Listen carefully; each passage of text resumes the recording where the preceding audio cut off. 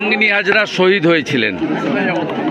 আমরা প্রত্যেক বছর 9ই আগস্ট পালন করি তমলুকের বানপুকুরে, এবং গোটা ভারতবর্ষ জুড়েই পালিত হচ্ছে।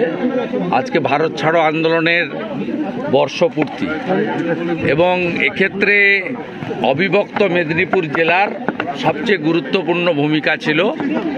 আজকের এই আন্দোলন শুরু হয়েছিল সর্বাধিনায়ক সতীশবাবু, সুশীলবাবু, অজয়বাবু, রজনীবাবু, মা মাতঙ্গিনী হাজরা এদের উদ্যোগে, এবং এর ফলশ্রুতিতেই 17ই ডিসেম্বর 1942 তাম্রলিপ্ত জাতীয় সরকার প্রতিষ্ঠা হয়েছিল, যে সরকার 22 মাস 17 দিন ধরে সমান্তরাল সরকার হিসেবে কাজ করেছে, এবং যে সরকারকে ব্রিটিশ অর্থশক্তি, পেশিশক্তি, রাজশক্তি দিয়ে দমাতে পারেনি, যে সরকার গান্ধীজির আহ্বানে আত্মসমর্পণ করে সরকারকে অবলুপ্তি ঘটিয়েছিল 1944 সালে।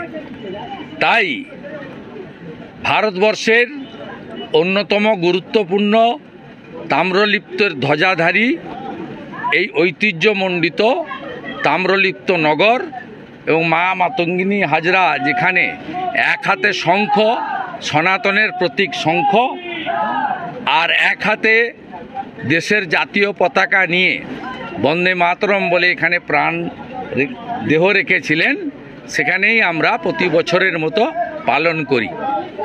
এখানে এইসব কাজেও পুলিশের বাধাদান হয়। আমরা বিগত দিনে সকালেই করতাম, কিন্তু পুলিশ বাবুরা তোলামূল তাদেরকে আগে সুযোগ দিয়েছেন, আমাদেরকে একটার সময় করতে বলেছেন, তাই আমাদের দেরি হয়েছে। এখানে এসে আমরা কর্মসূচি পালন করলাম।